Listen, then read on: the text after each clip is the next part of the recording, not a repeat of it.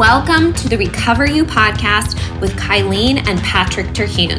It's here that we talk about sex addiction, betrayal trauma, mental, emotional, and physical health, faith, and anything and everything needed to recover you to your most authentic self that God created you to be. All right, everybody, welcome back. For everyone listening, it's only been a week, but for us, we took a couple weeks off because, all right, I'm going to get super woo here. Are you ready? Yeah. So I've been learning about human design. Now, before everybody just closes the podcast right off the bat, this has really helped me learn about myself as a person and actually you and all of my friends and all my family. And so, yes, it has some astrology in it. And yes, I'm religious. And yes, I think that God created it and man figured it out. So that's how I think about it. Anyway, what I've learned with human design, to keep it super simple and short, is that Patrick's energy is never ending. And that's the way he was designed. And my energy ebbs and flows. And that is the way my life has always been. And it's been very frustrating. And for any of you who maybe know what I'm talking about, I'm a manifester. Patrick is a manifesting generator. So he has a lot of generator energy. And I'm a manifester. And so I get like these creative ideas like, hey, let's start a podcast and share our entire lives to, millions of people on TikTok. And, let's change the world. I'm creating a new path. Like that's sort of my brain energy, but it comes and goes, right? And so the past couple of weeks I've been really tired and I had no creative energy to do the podcast a couple of weeks ago. So if you're wondering what goes on behind the scenes, there's a lot of rest on my end, but also a lot of creativity. And then we get back to it like we are today. And that's why we like to batch our recordings so that we can kind of manage. Correct. Yeah. So anyway, I would pay good money to be a generator. So the fact that you have generator in you, I'm very jealous. Now that we've alienated everybody on the podcast because they're like, what is she talking about? Let's introduce today's topic. Today, we're going to talk about what's keeping you stuck in betrayal and addiction. So obviously, we want to provide you with all the resources and support to help you heal and help you recover. And I just thought, why not talk about what keeps people stuck? I think it'd be great at some point if we did episodes on like the top 3 things that really helped us and the top 3 failures that we had, because we certainly weren't perfect. So we'll definitely get into all of that. We have a whole list of topics, but also if you have suggestions or ideas or questions, please reach out on social media and let us know what they are, because we would love to hear from you. We want to make sure that we're not just talking about things that we're interested in, that we're talking about things that actually help you recover and that you feel are applicable to your life. So that being said, if you are listening to this podcast and you have enjoyed it or you have found value in it, please just take a couple moments to give us a 5-star review and leave some comments about what you found valuable. This isn't just so we can feel good about ourselves. It's really so that other people that don't actually know us and maybe aren't following me on Instagram or maybe aren't friends of Patrick can find this podcast. And getting good reviews and people being able to read the comments actually does push this up in the awareness of the podcast world and let our podcast be seen. So if you find value in this, we would really, really appreciate that. Some of my favorite comments actually have been from people that are not betrayed and not addicted, and how they find value in just like recovery information and learning about emotions and, how to become more self-aware and things like that. And they're applying it to their own lives, even if their story isn't the same. So thank you for everyone who has already supported us. We really, honestly, are blown away with the support that we've already gotten and the successful launch of this podcast. So we just wanted to take a minute to say thank you and we appreciate you. And if you can screenshot, share with a friend, leave a comment, all of that would be incredibly helpful to keep this going. All right, so let's talk about what's keeping you stuck in betrayal and addiction. These are what we would think or has kind of come into our awareness of some of the most common reasons that people don't heal, are some of the biggest roadblocks that we see in the community that people struggle with. And some of the things that, and we're going to share some of our own personal stories with this as well. So the first one is lack of education or resources to support them. I think I put this at number 1 because I honestly think we would have been in that camp, right? So when I was married before with my ex-husband, I found pornography on the computer. I had no idea what to do. I knew it existed. I didn't know about the world. I didn't know about addiction. I didn't know that there were healing resources out there for him or for me, or I didn't even know how to talk about it. I just knew that it was there. And I had a very somewhat PG version in my mind, even though with his stuff, I actually saw some pictures, which is, that's a whole other thing. But I had a very like somewhat PG version of like what this was like in the world. And I just had no education or resources about it. So obviously that's what we're trying to do, is provide resources like this podcast, like my social media. I post a ton of videos and education around betrayal trauma, but without being pointed in the right direction, even like now, I don't even know where we'd be right now. No. And I think it's really important to draw the distinction between the resources that are available pre-discovery and the resources that are available post-discovery. We'll talk about that. So if I can just recount my access, as much as I wanted to quit, and my limited access because of my shame and not asking for help, there's only so much you can draw on your own when you pull in. Once I was discovered and thrust into the world of healing and interfacing with a therapist and looking online at resources and getting into group, the amount of resources that were available at that point exploded. And so understanding the issue, what it takes, what group means. A lot of times people don't know what group means. They think it's just a bunch of people sitting around drinking coffee, smoking cigarettes, and saying, "Hi, I'm a sex addict." Hello, my name is. Right. Yeah, exactly. But there's much more to it, and I think that's what I've discovered. So it's an important thing to make the distinction pre-discovery, post-discovery, or for the betrayed spouse, the notion of, I'm knowing a little bit, I don't know enough. What do I do? Though, but I'm still not understanding the difference between pre and post, because the same resources are there. What you're talking about is your willingness to acknowledge the problem and your willingness to call it an addiction. And then all of a sudden you find the resources. Correct. Okay. Correct. Yeah. It's almost like anything. If you, I guess you can, never mind. I'm not even going to try to draw an analogy because it'll probably not work. Well, what I was going to say, like if you have a spot on your skin, right, and it's always there and you put lotion on it, it never goes away. Maybe it gets a little smaller, hurts, all these different things. You're not speaking from personal experience. No, never. And then you go to a dermatologist and then they of course diagnose it. And maybe it's a skin cancer or something like that. The amount of healing and resources at that point explodes on you versus what you're just trying to manage on your own. Yeah, knowledge is power. How was that analogy? Perfect. Did I do okay? Okay, thank you. Thank you. Analogies are good. All right. Let's bring those in. Personal stories, analogies. Yeah, that's good. Yeah. No, I agree with you. Knowledge is power. And that's what I missed in my first relationships. I had no education. I had no knowledge. I didn't have words to describe what was happening even. I just knew that I saw these things on the computer. I did not like them. Spiritually, I didn't feel like they were appropriate in the relationship. And then, I didn't know anything like terms like gaslighting or abuse or, any of that. And so it was so fascinating to me to go through this recovery process with you, learn about all of these terms, and then all of a sudden have a different filter to understand my previous relationship. Because it was almost frustrating because as I was going through this, I was like, Patrick doesn't fit any of these check marks of like what a typical addict is in terms of, you weren't super gaslighty or blaming me or trying to manipulate. I mean, you manipulated in our marriage around the addiction, but once it all came out, you were never trying to manipulate to protect yourself or to blame me or anything like that. And so I was like, he's just not behaving this way. He's not behaving this way. But then it was like, oh, but my previous relationship checked every box. And no wonder I felt like a crazy person in that relationship. No wonder my stress response in that relationship was so high. No wonder I was so unhappy. I do recall, we'd have all these hard conversations. And there was a period of time where we went through having the conversations, but you were talking about your previous relationship. And I was always like, this is interesting. Like here we are, and we're talking about your previous relationship versus ours. Well, and when the trauma came up for me, and I talk about this with betrayed women all the time too, because women experience this a lot, is the trauma debris.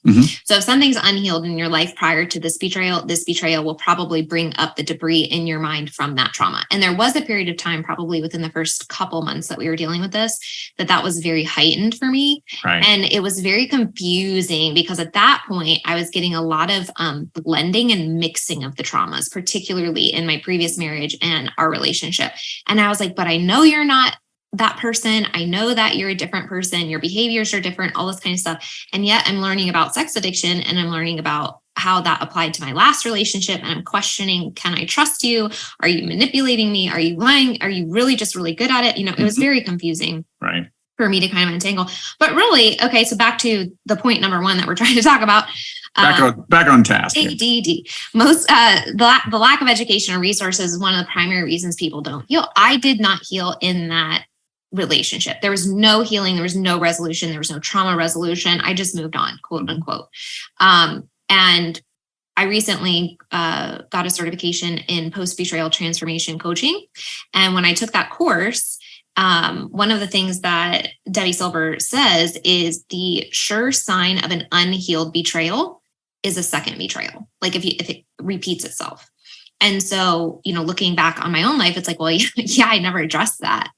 Right. I never dealt with that because I didn't have the education or the resources. I didn't have the words. I didn't know anything about it. So that's one of the biggest things we want to share. We've talked about that a lot in the podcast already. We've talked about the Conquer group, other support groups that are available.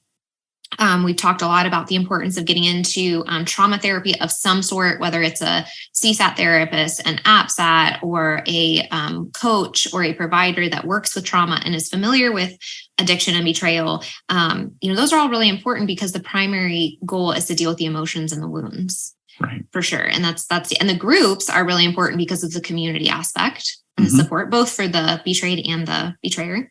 Right. We also found a lot of resources with podcasts and online articles. And I think we should do an episode just like breaking all that down. Books and things. Books were huge. Oh my gosh. So I have a couple that I just recommend everybody. Intimate Deception, The Great Sex Rescue. We should do a whole thing. I think this is the one recommendation. And for whatever reason on personal development things, and whether you call it recovery from addiction or betrayal trauma, or even like learning how to be more organized or structured in your life, or how to communicate better to your people. A lot of times in those types of things, people won't invest the time. But if you say, hey, we're going to put a garden in our backyard, people go out and they'll buy books and they'll research everything like that. And, that's okay. I mean, there's nothing wrong with researching a garden, but one of the things that we always recommend, and that I think I receive very well, but I recommend in the groups is, hey, I will provide you the books. Go buy them. Yeah. Go listen to them. Borrow them.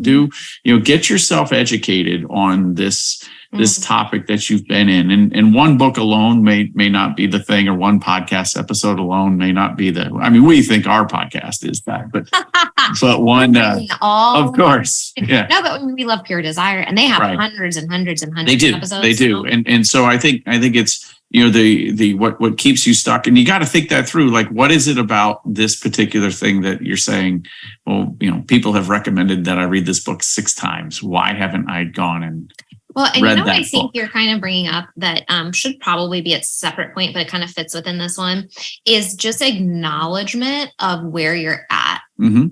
Being willing, you're kind of saying this at the very beginning, and that is being willing to say, I have an addiction. Right. Because the number one thing that will keep you stuck, and maybe this should have been the number one point, is not acknowledging that what you're dealing with is an addiction. We see that all the time. Yeah. And there's a lot of reasons. Denial is very heavy in it.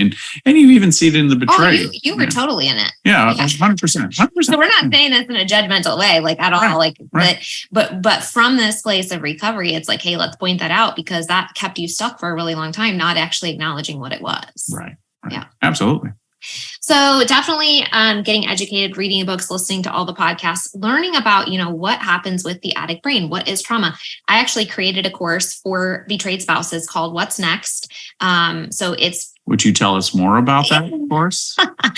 Yes, I will. It's everything the betrayed spouse needs to know, the best information that I could gather for the first 3 to 6 months of recovery. So you've just discovered that your husband is hiding this. You've asked him some questions. You've found some things that, are hidden sexual behaviors, addictions, pornography, whatever. And really, so I have several modules in there just educating you on, okay, what is trauma? And then I have a module towards the end that's like, what is addiction? So I want you to learn, obviously, about what's happening in their brain.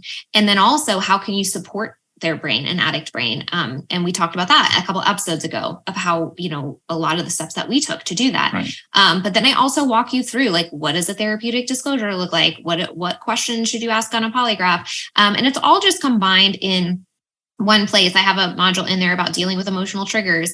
So it's really just, if you want to save some time in counseling and use your counseling time for something else, but you want to get all of that information about, like, what are the best resources and what does the healing process look like, that program is What's Next, and that's available. And then where could people find that? There's a link in the podcast notes. Okay.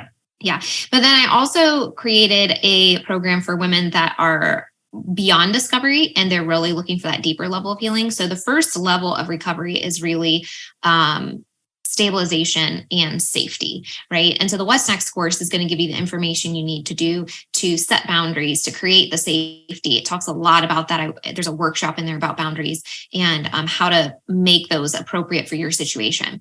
And so after you get safety established, then it's like, okay, your body's going to feel safe enough to process some of the pain and the grief and the anger and the emotions. And so that's where some of the deeper emotional work comes in that I do with my clients one-on-one. So that's the Phoenix transformation. And I'm basically just going to assess where you're at. And then we're going to work through stuck emotions. We're going to work through limiting decisions and beliefs. We're going to release, conflicting. We're going to resolve conflicting parts and all the things that I found to be absolutely most helpful in my healing journey. So those are available for Betrayed partners as well. And then, we're going to keep educating and just giving free content. I have some PDFs out there that have a lot of information about what you should know, like what your church is not going to tell you if your husband is looking at pornography, right? I just want you to feel super educated. I want you to have the terminology. I want you to have the information that was most helpful to us in the beginning, because thankfully we were pointed in the right direction quickly. But if we hadn't been, again, I don't know where we would be. Mm-hmm. Mm-hmm. So we're excited to kind of keep bringing these to your awareness. Anything else about the importance of education resources?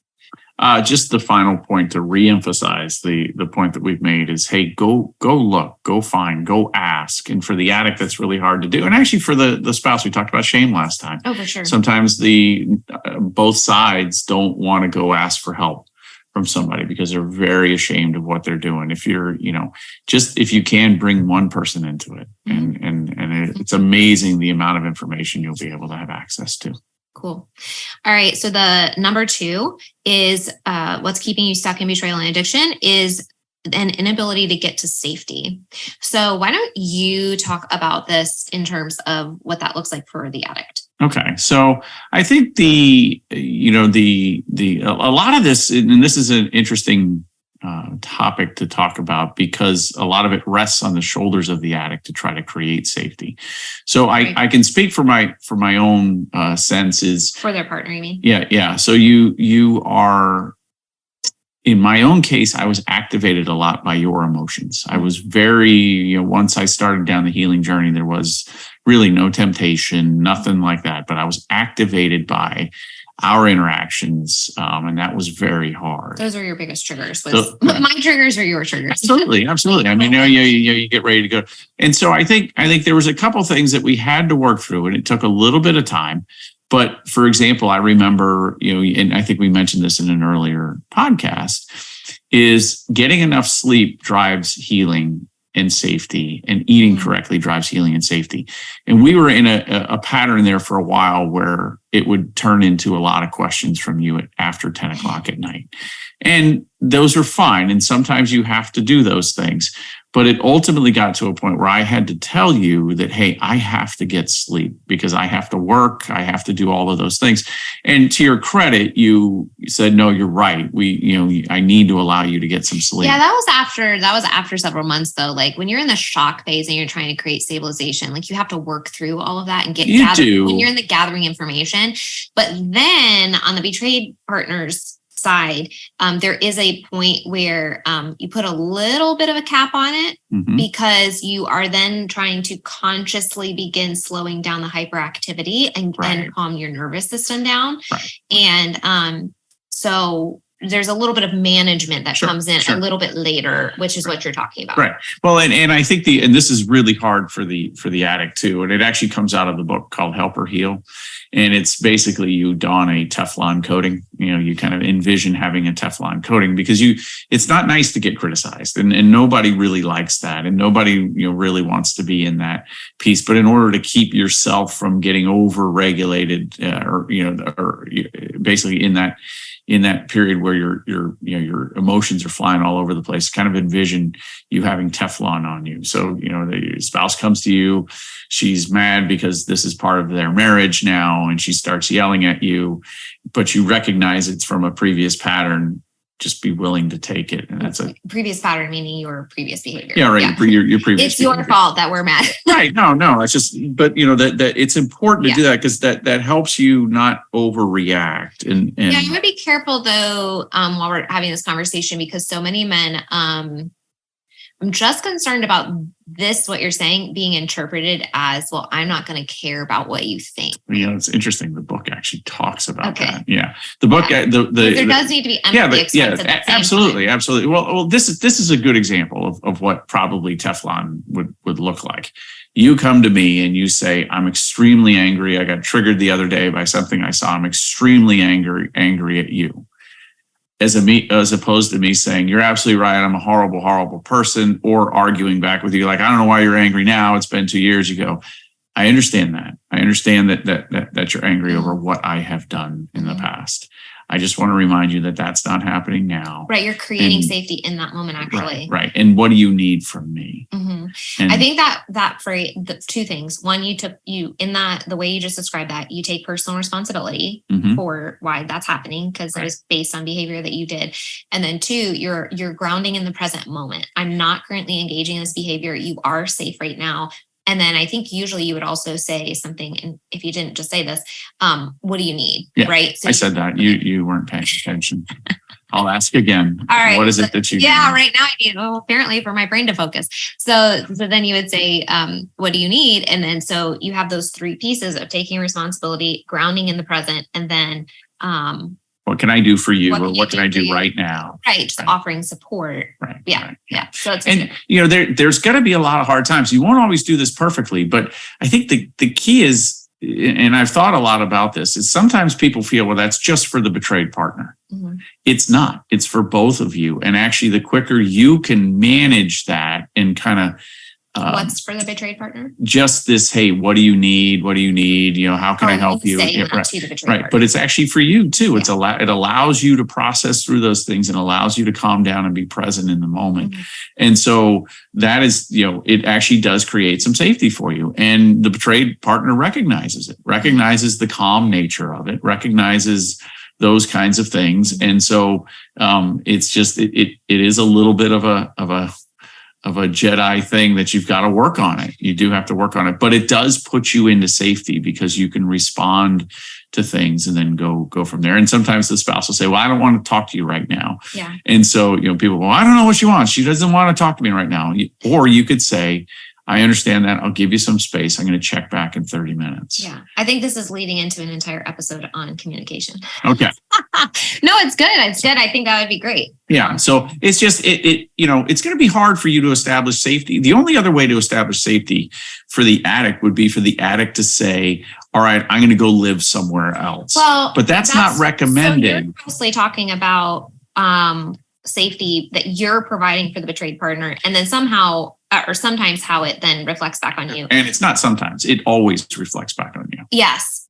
And thinking about establishing safety in the nervous system of the addict specifically, what's also coming to mind for me is back to point number one, getting into group and dealing with the emotions. Because as you do that, that's going to have a direct impact on your nervous system and getting you into a place of safety, mentally, emotionally, and physically. Because with the dealing with your emotions, it's going to help your nervous system calm down because you're not constantly feeling this guilt and shame and you're out of the addict pattern. And it basically just calms your whole system down. Correct. But then also with the group, there's going to be safety provided with accountability, safety provided with community, safety in knowing that you're not alone, right? And that's one of the most damaging things with addiction is that belief when you're in it that you are isolated isolated. Nobody will love you. Nobody will accept you, right? So there's a lot of safety in speaking the right words and saying, I am an addict and I'm struggling with this, and then getting the help that you need. I think that just that alone, I think, can help you feel safe, right? Correct. You're accepted, you're loved, you're working through You don't feel like the pariah. That starts to go away, and that does establish some safety and happiness and connection, and all of those things are wonderful, wonderful things that help in your healing. So safety for the betrayed partner, well, safety for both is very important, because I was just mentioning the nervous system. When you are activated in fight or flight, it's a super nutrient absorbing, gobbling state, right? And you can't live there. So the option in fight or flight is either you get to safety or you drop down into overwhelm. Overwhelm is your protective part of the nervous system. It's where it's going to kind of conserve energy and nutrients and all this kind of stuff. Or we can get to safety. And that is the parasympathetic, where your nervous system is a calm, safe place. That's where healing actually occurs. So that's the foundation of why this is important. So for the betrayed partner, basically your brain now views your husband, your partner, the person you're sleeping next to at night, as dangerous. And so it's constantly activating your nervous system to go into that fight or flight place. Even if you don't feel physically activated, you may be rotating between fight and flight and overwhelm regularly. But in order to heal, safety is you literally can't heal if you don't have that foundation of security and safety and stabilization. So the foundational role of both partners, particularly if you're wanting to heal together as a couple, is that you both work towards building that foundation brick by brick. And what does that look like? That means that the betrayed partner's boundaries are respected. That means that if there's physical space that's needed, that's respected. It means that there is stability created in your recovery, right? So knowing that there's some consistency in your behaviors and new behaviors, and that you're developing new patterns, and that you're moving towards recovery.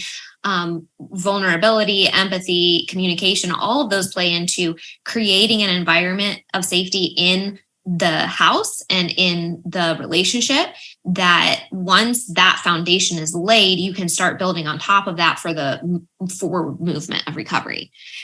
So one of the things that's going to keep you stuck in, whether it's betrayal or addiction, is the inability to get to that safe place in your nervous system, in your environment, in your relationship.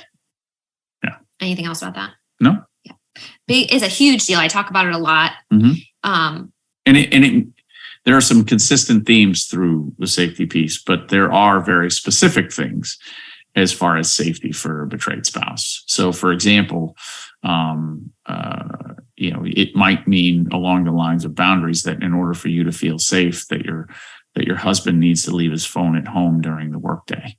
It may just be, but for somebody else, that may not be as much of a factor. So there is some customization that has to happen. Ton. And again, that's why, like in the What's Next course, I talk a lot about establishing safety, creating your team, how to set boundaries, because that all kind of lays that foundation. But it's the areas that you need to feel safe in order to begin to recover. You need to feel physically safe, emotionally safe, and psychologically safe. Like you have to feel, and that's where, what you were just talking about with the communication.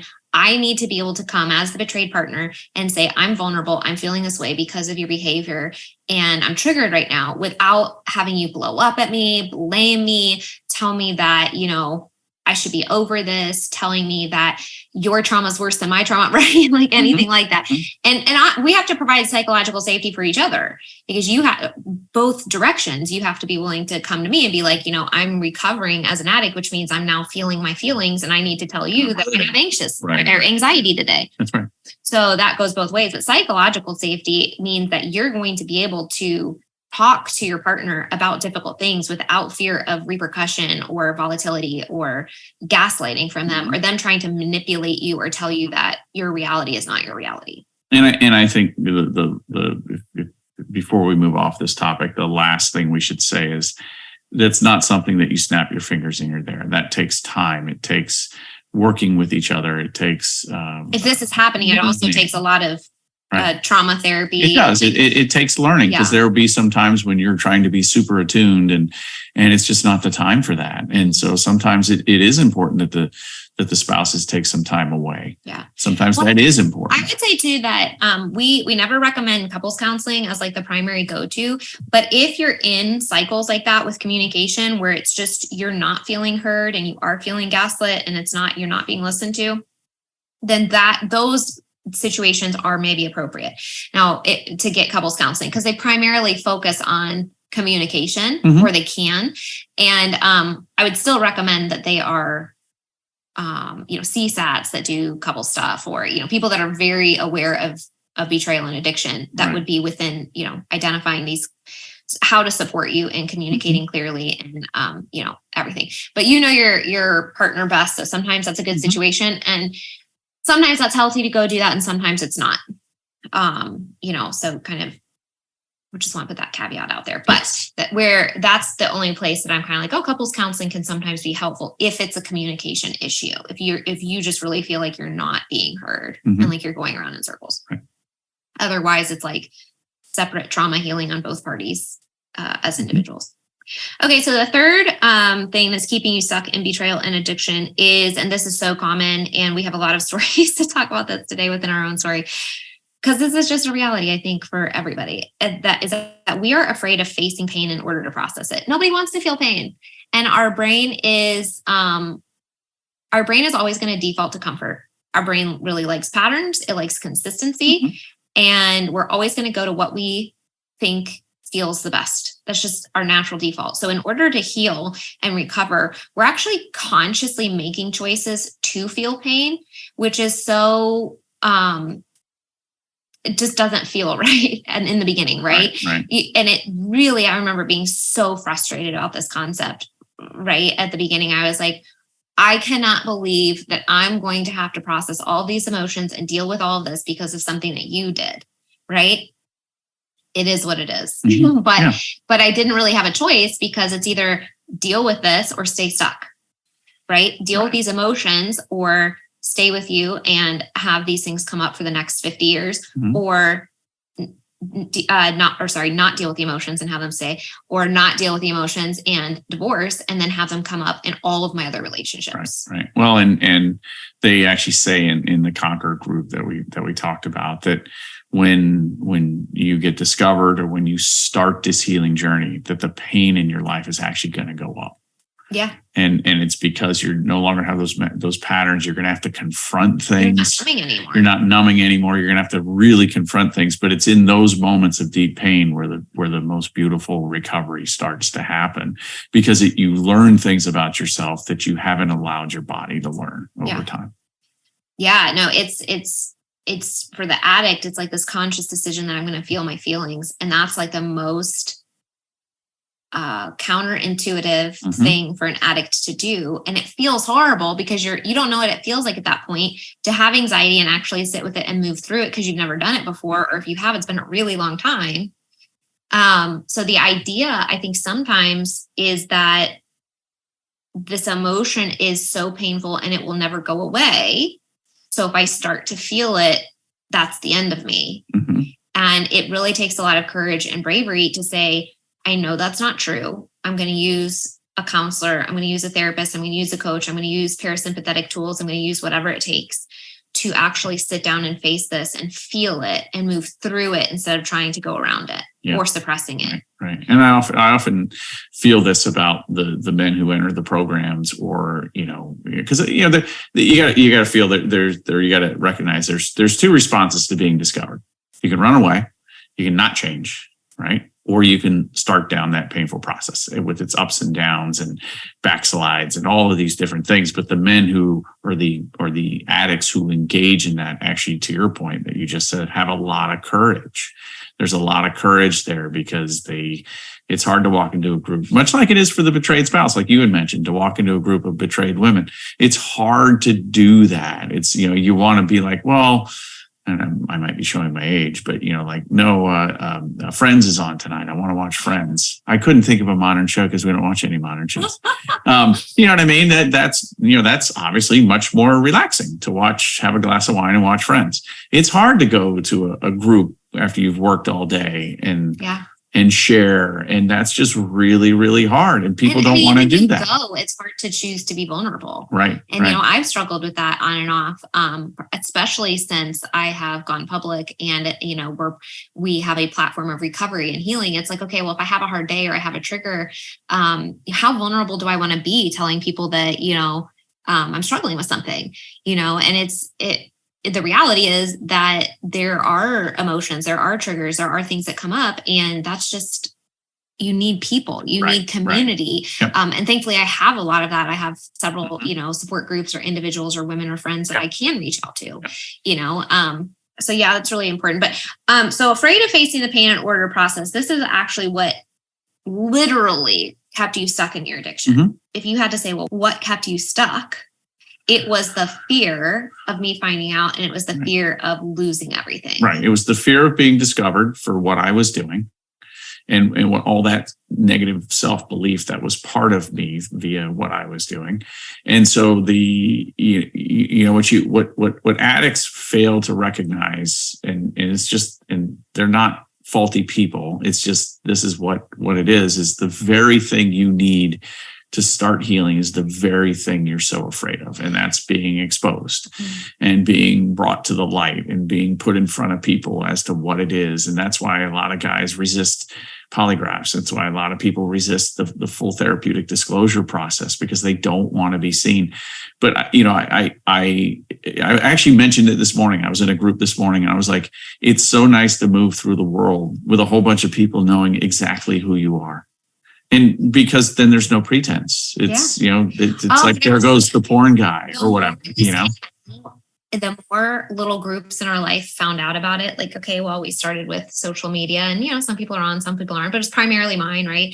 And then, different friends, and then multiple different churches. And the more layers that came off in terms of vulnerability for us, the more I feel like I can just, exactly what you just said, walk through the world. Mm-hmm. I assume at this point that people know my story, Right. that people know what has happened, Mm-hmm. that they love and accept us anyway. And that has been such a revelation, I think, for both of us, particularly since that was your greatest fear, and particularly because I have previous church trauma from, my divorce and all these kinds of things. Mm-hmm. It's so freeing to be, this is who we are. This is our story. This is where we're at, and then have people love and accept us anyway. Right. And I think that is Satan really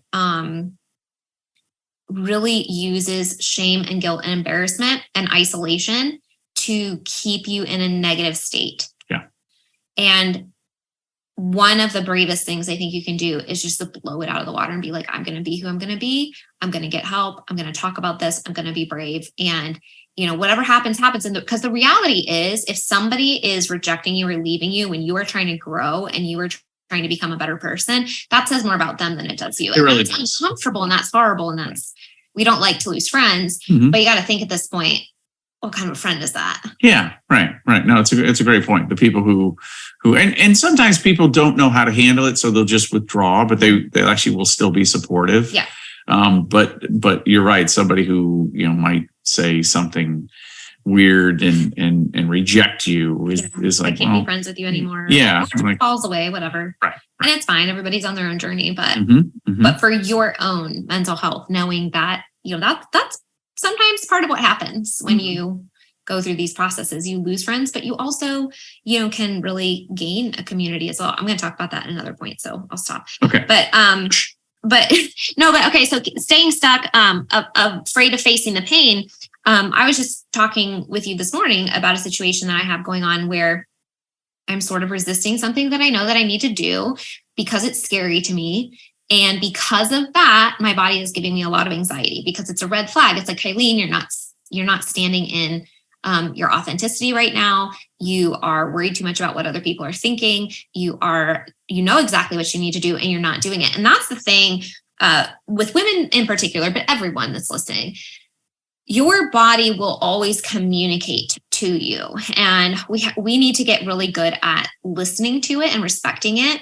Because when you're talking about providing safety, if you keep overriding your body and its communication to you, it keeps track of that. Mm-hmm. So you may be successful overriding anxiety for a period of time, or a symptom that your body is trying to tell you, and then you won't be. it will show up some way, somehow. That's right. And so it's really, really important to acknowledge that. So I was verbalizing it, saying it out loud to Patrick. I'm like, okay, I know that this is a decision that I have to make. And it is something that I need to take action on, because if I don't take action on it, then my body will continue to remind me that I'm not taking action on it.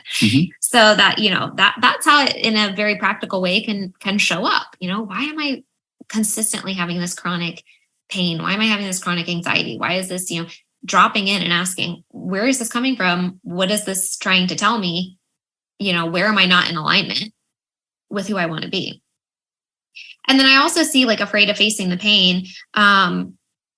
This is so common, I think. And I totally get this. There were so many things that I had to override in a healthy way, because I just talked about overriding in a negative way where you're suppressing things. There were so many things that I had to override in a healthy way where I knew I needed to do it in order to move forward, and I just didn't want to.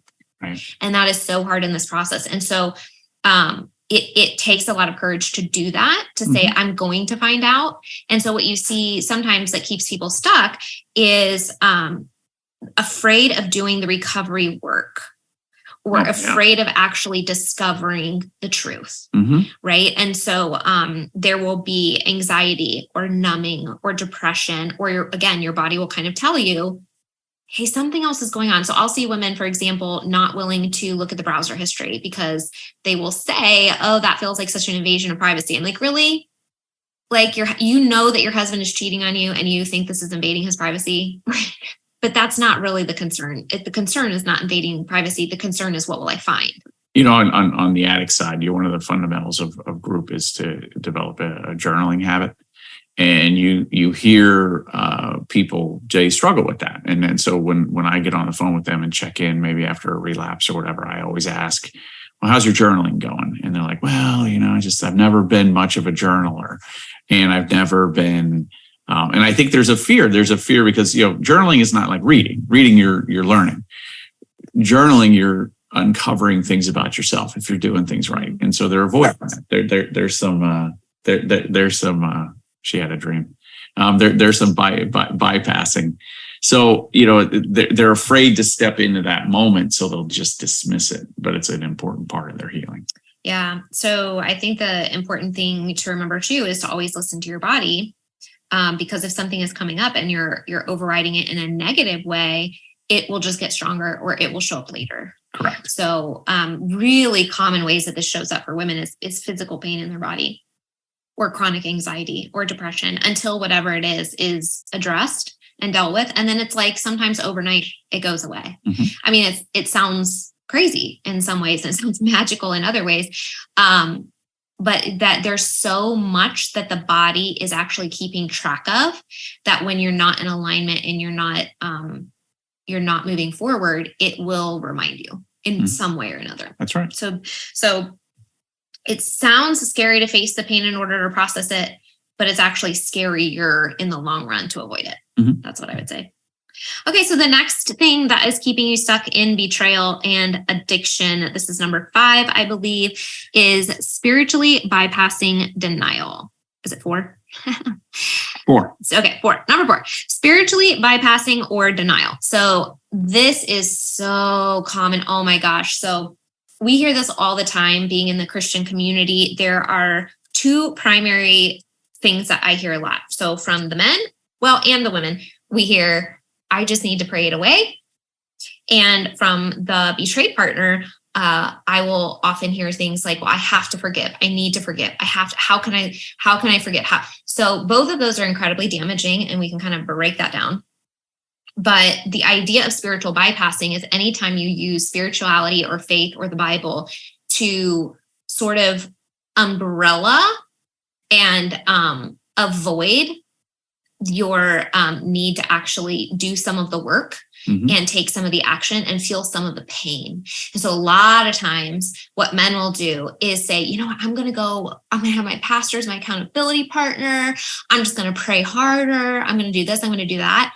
And consciously, they may think that they're doing the right thing. Subconsciously, what they're doing is they're saying, I'll do this version of recovery that feels doable to me, because the actual work of dealing with trauma and calling it an addiction is way too scary for me. And I'm not willing to call myself an addict. I'm not willing to do the tough work. And so I'm comfortable in Christianity. I'm comfortable with my pastor. I'm comfortable with praying. So I'm going to take the responsibility off of myself to heal, and I'm going to put it on God. Yeah. And the one thing that you hear in the groups is, I'm going to read my Bible. I'm just going to get back to reading my Bible. And I always ask the question, you're going to read the whole thing every day? Like what's your plan? There's got to be a plan. Have you ever read the Bible every day? No, I've never read the Bible every day. So there's not to interrupt you, but I will, because this is a really important point. In your addiction, you read the entire Bible twice. Yeah, I did. So I'm sorry, but that does not work. And this is the point of us talking about spiritual bypassing. If you are dependent on reading the Bible or praying alone, that is not always the answer. It's not. And the other things they'll say is, I'm going to pray more. And you should always pray more. I mean, there's a lot of power in prayer. I'm not saying don't read the Bible. Right. Yeah. And don't read the Bible. But, one of the other counters I'll say is, hey, there's a sword drill where you can take a verse from the Bible and relate it to your current situation and think it through and think about what you're requesting and what you're dedicating and how that pertains to your current life. So if you're just, here's a good example. I read 2 chapters out of the Bible every day. I read, I think, Joel, and Joel. Yeah, the 3 chapters out of Joel. Job? No, not Joel. Joel? Yeah, isn't it a prophet? Joel, Amos. Obadiah. Yeah. Oh my gosh. Okay. I can't believe she needs to read her Bible once. But Joel, I was like, Joel's a bit of the Bible. But I read the 3 chapters because I read my Bible in the morning. I had to read them again. I was like, what did I read? I was just kind of blowing through it, Ashkelon, whatever, Why? It's because it was Joel. Nobody knows what's nobody knows Joel. But I mean, I think that's the point. Like if you but when I go into and I do a sword drill on a particular passage or a verse, that becomes very meaning. So you're taking what is a very powerful piece, which is the inspired word of God, and you're making it relevant to your life. That is the exercise. So here's what you're talking about. This is kind of what we talked about earlier. It is the place of your heart when you're doing these things. It's not that reading the Bible can't be impactful, but if you're reading it with a little bit of a wall up saying, this is God's job to fix me, versus if that wall is down and you are totally vulnerable and you say, God, I need help. I will do whatever it takes. Apply this to my life. Give me wisdom. Open my heart. I will do anything.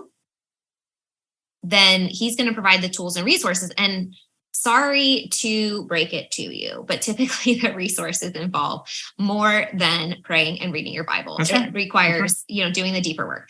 So he will do that though, but the heart has to be in the right place. And that's where, definitely pray, definitely read Joel. I guess we all need to read it and find out what the three obviously do say. But you know what I'm saying? That makes a huge difference. And so spiritual bypassing is really saying, I'm not ready to do the work. And so my heart is not actually in the right place. And the reality is when you're praying and reading your Bible in a way that is spiritually bypassing, it's all for show. And so God is not going to do anything because he knows what your heart is. Well, we should talk about, the prayer I used to say was, and I would pray, and I was sincere. And I was like, please deliver me from this, but make sure nobody finds out. Yeah. Don't let Kylene find out. Yeah. Don't let Kylene, because I was afraid of it. Right. So guess what happened? Well, a whole lot of nothing. Yeah. A whole lot of nothing. And then I actually shifted. I remember this, and I'm not sure when exactly it was, but I remember the feeling. It was like, you, I think had told me it was like the month prior to discovery. I shifted it. Yeah. I basically was like, let me find healing, no matter what. No matter what. And at that point it was probably hey, you're ready. You're ready now to fully engage in the healing. And so, basically you were like, don't let Kylene find out. He's like, sorry, that's not going to work for you. Yeah, it's not the way it works. I'm going to heal no matter what. And he's like, cool, Kylene's going to find out. Yeah, exactly. So, I mean, it was so fast at that point. Right. And that's, I guess that's my point with spiritual bypassing. The heart is what matters. And if you are constantly running up against a wall and saying, I want to heal, I want to heal, I want to heal, I want to heal, but I'm not willing to tell anybody I'm having a problem. I'm not willing to do this. I'm not willing to do that. And you have all these qualifications. That's not going to work for you. Right. Because we all have to be ready to face whatever it is that we need to face. And most of the time that's really uncomfortable if we want to go somewhere that we're not used to being. It is. Yep. Okay, so the other one that I hear a lot from Christian women is I have to forgive. So one of the most fascinating things I learned when I was doing the post-betrayal transformation coaching certification was, and it's just like I sort of like knew this intrinsically, but hearing that she actually studied this, what keeps women stuck and what's most harmful and all this kind of stuff, and what happens in the groups of women that don't recover. One of the things that she learned was that basically forcing forgiveness when it's not appropriate, when you don't feel safe and you don't feel valued, those women not only don't heal, they have more physical pain and health issues because their body is storing that. Again, it's that overriding. So the idea that you go to church and the number one thing that you're told is, well, your husband is praying, that's good enough, he's obviously repentant and you have to forgive him, is literally teaching women that they need to override their nervous system. They need to ignore their safety and security, not establish any sort of boundaries whatsoever. In fact, override their boundaries that their body is raising red flags that they need to feel safe, and force themselves into forgiveness. And what that does is it literally gets stuck in your body and causes you symptoms and physical pain. It's so incredibly damaging, so incredibly damaging. So I always teach, and there's I have a PDF, the 10 things most churches won't tell you when your husband is looking at pornography. And I believe it's in that one where I'm actually talking about the types of forgiveness. There's a forgiveness that is towards the betrayed partner. And the reality is that when safety is not established and or that person is actively engaging and hurting you, you're not required to forgive them. Directly offering it to them is not required. There's a second type of forgiveness, though, and that is between you and God. And that's the ability of you being able to release this situation, put it in your past, make it a chapter in your book, so that you're not then carrying this with you, holding on to bitterness and, anger, and letting this take root in your life and then impact everything else, right? And that's mostly about you and your relationship with God and moving forward. But even that would typically come after some sort of safety and stabilization. Now, there may be, not excuses to the rule, exceptions to there may be exceptions to the rule, but typically the most important thing for you to even be able to think through or process any of this stuff emotionally is that safety and stability has to be there first. So even if it's between you and God and releasing this, how can you release it when you don't know you're in a place of safety? Well, I think what hit me as you're talking about this, especially on the spiritual bypass side of things, is there are in this healing side, everyone has to recognize it's going to take time. And I'm going to get it wrong because I don't fully know this, but I think a lot of Christians will feel, and a lot of people will feel when it comes to spiritual bypassing, that Saul went from Saul to Paul in 3 days, and then he created this huge church. He didn't. It took years. And if you think about it, he had to go into these rooms probably where there were family members of the people that he had prosecuted or persecuted.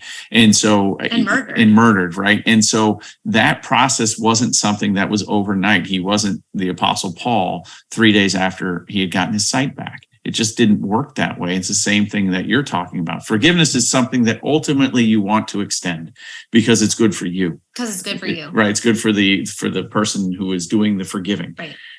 But you don't have to do it quickly. And the people that expect that quickly and we have to kind of learn that too when we're talking to people who are coming out of this process, like the journaling. Like, okay, it may take you a little while to get in there and start journaling. That could take some time as you unpack that.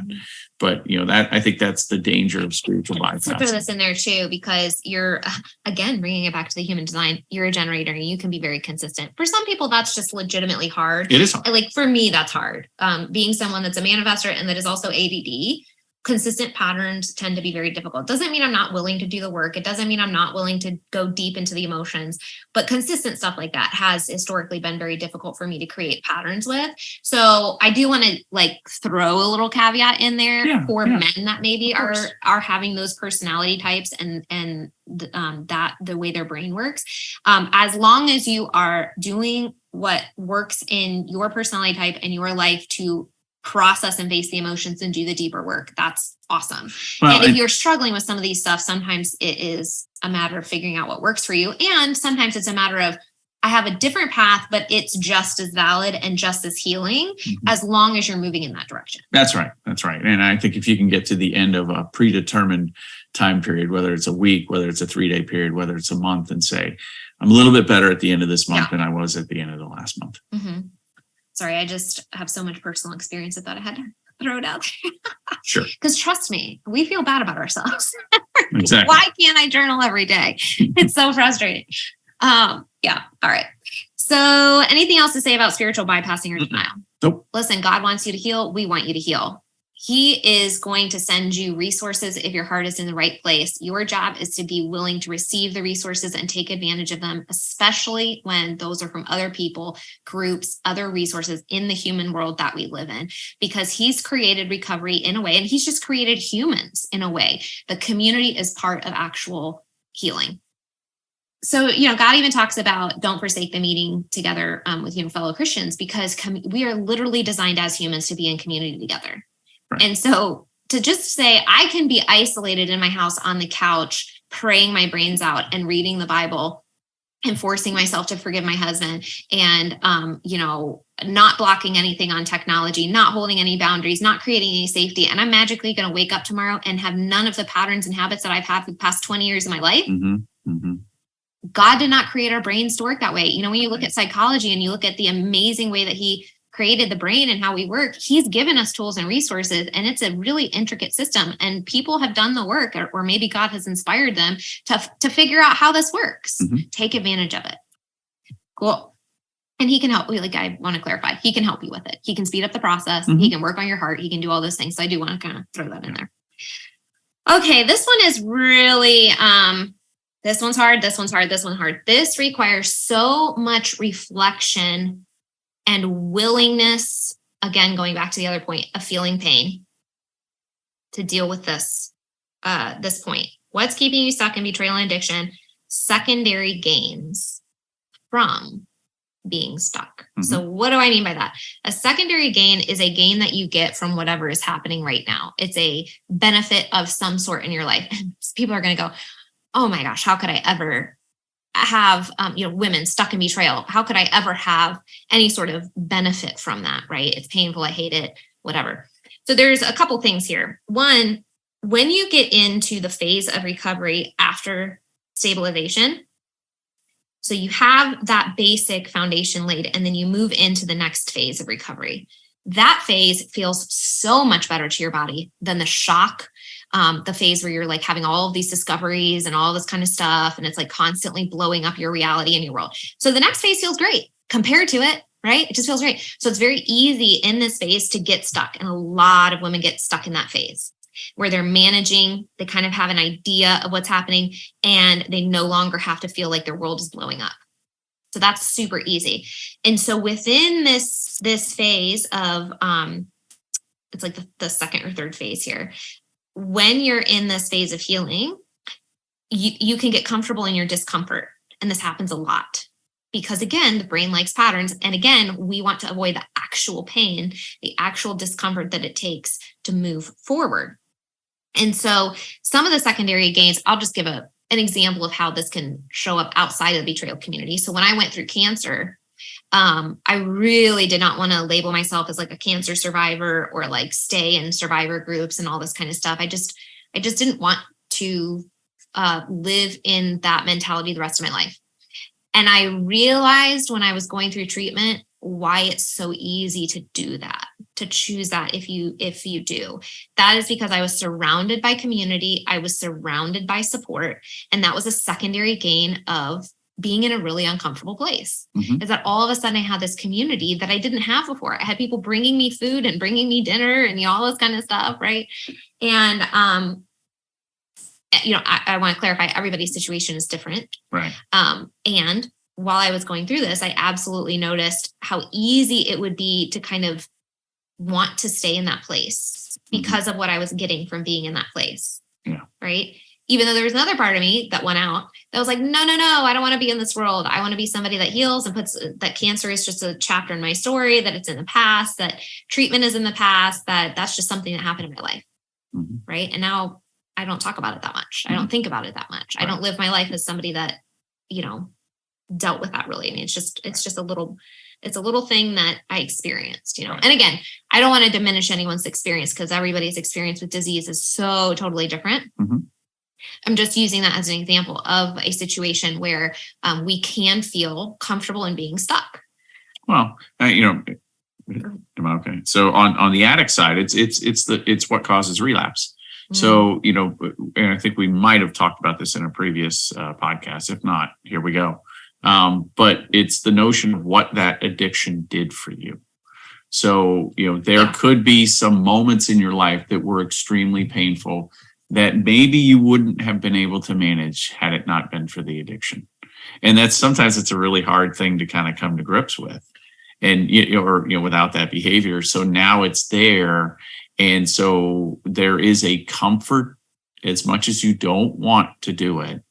There is because of the chemicals and all of those things that happen, it's like the person who gets a drink at night that's an alcoholic. There is some comfort to that, but then it goes right into the spiral of shame and things like that. So with addiction, there's always a reason that you choose it. Mm-hmm. Mm-hmm. And part of recovery is understanding what it's providing you. Right. I think is it Doug Weiss that talks about this? There is a healthy hole that your addiction is filling in an unhealthy way.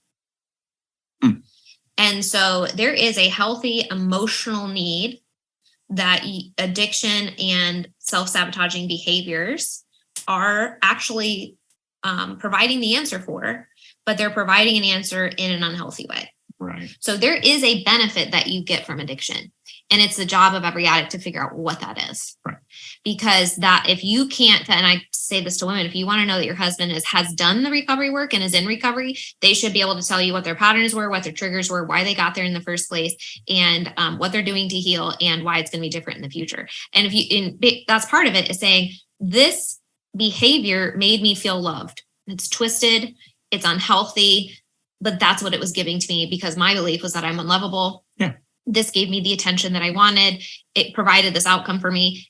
I've worked on my belief that I'm unlovable. I have released that trauma. And now I find love and support through my group or through this or through that. Right. And I actively work on, if I feel unlovable, these are the things that I say, and these are the things that I do. Right. Right. So that's this type of conversation an addict in recovery should be able to have very clearly, is outlining those things. Yep. And, women in there's two things I sort of mentioned within secondary gains of being second. I'm sure there's a lot more, but two things is, one, I'm comfortable where I'm at and I don't have to feel the pain of moving forward. Another is, you're always going to have a reason for being unhappy if you're staying stuck. Mm-hmm. Right. So if you're unhappy, you're going to have an excuse, and you'll also in this situation always have somebody to blame. Right. Right. And so if your life isn't going the way that you want or whatever, and you are not moving forward, the secondary gain to not moving forward is that, well, you can always blame it on someone. You have an excuse. There's a reason, right? I can avoid responsibility. I can avoid the pain of actually dealing with my own emotions. I can avoid the pain of actually processing the grief and the loss of our relationship. I can avoid the pain of actually becoming vulnerable, because becoming vulnerable is one of the things that's required to actually move forward in healing. Mm-hmm. And after betrayal, that is the scariest thing. Okay. The idea of being vulnerable with your current partner, or if you get divorced, a future partner, is incredibly scary. And the work that it takes to process that and pull back the layers of that onion is really terrifying. Right. And so the gain is, well, I don't have to do that. Mm-hmm. Right. Like, and I'm saying this because it's like, yeah, we would all be tempted to stay there. 100%. There are so many times in this recovery process, I've had to almost like physically force myself to take steps forward, because I would be comfortable wherever at the new, what's the word I'm looking for? At the new plateau. Mm-hmm. And I would get comfortable there for a little while. And then I would kind of recognize, okay, we're at a plateau. Okay, I need to take the next step.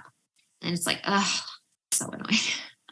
Well, I think the maybe one of the clearest things, this is a sex related addiction that hurts in in the sexual side of a relationship, couples can become sexually anorexic. Well, they can go either way, right? Hyper or hyposexual. Right. And so it's because it's comfortable. You don't have to uncover those emotions. You don't have to go. You don't have to be vulnerable. You don't have to be vulnerable. And so there's a comfort in that. Oh, totally. Yeah.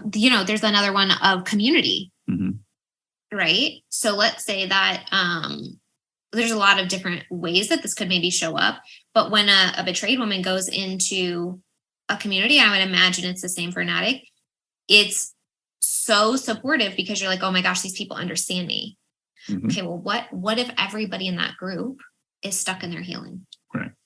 And then you actually start to move forward and you start losing friends that are the only people in the world that understand who you are. Right. That is so scary. It is scary. Or, there's any variation of that where it's like maybe you're moving in a different direction, or maybe they are moving in a different direction. Maybe you're feeling stuck in, whatever it is, anytime we have a community and changing something in our life might threaten the loss of that community, that can be so scary. Right. It can be so scary. And I think the thing that we need to hold on to is that, what is your goal? Why are you doing this? Where are you trying to move? What, is your goal to be right here? Because if it is, that's fine. But if your goal is to move somewhere else, that we have to take steps to get there and realize and remind ourselves that wherever we find ourselves in life, we'll be able to find that community too. Right. So if you level up, I guess, so to speak, you're going to find other people who are leveling up, because energy is going to attract like energy. Mm-hmm. And so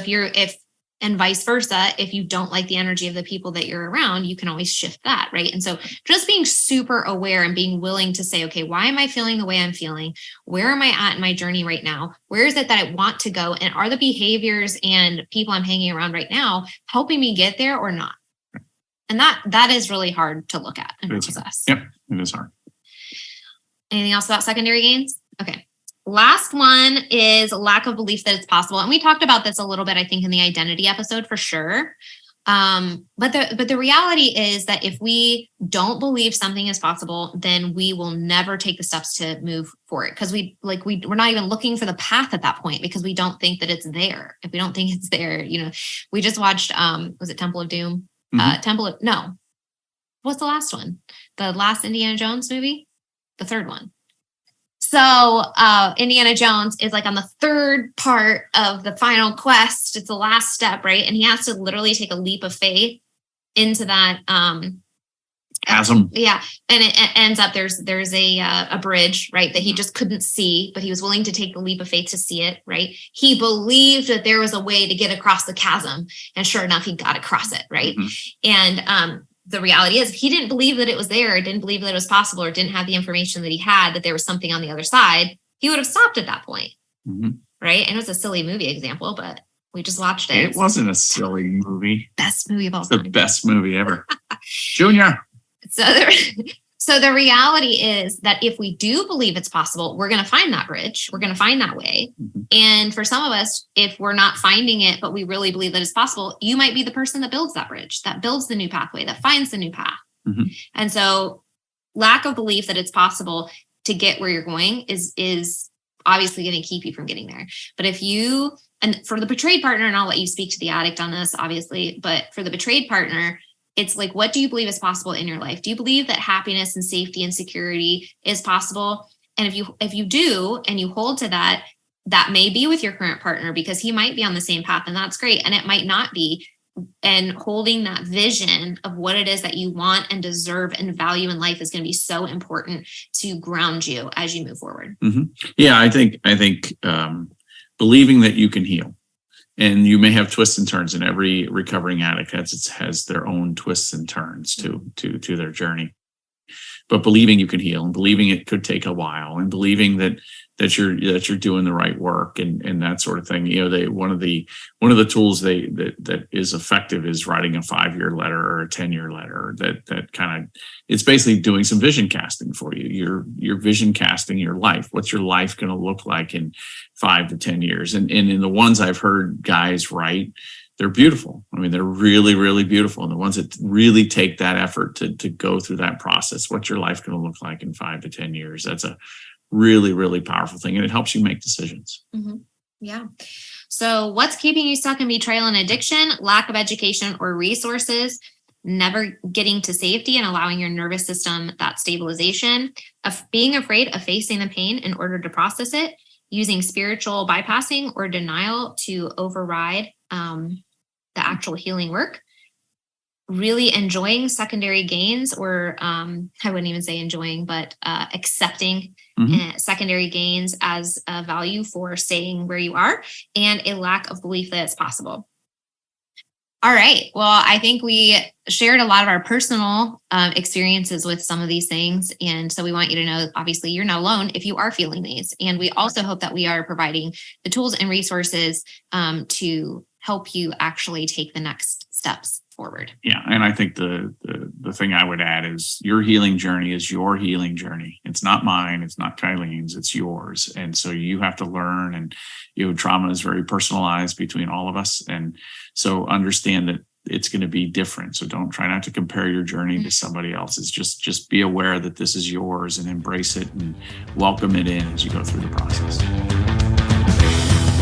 Thank you so much for listening. If you found this podcast interesting or helpful, it would mean so much if you leave a 5-star review or post a screenshot and share on social media.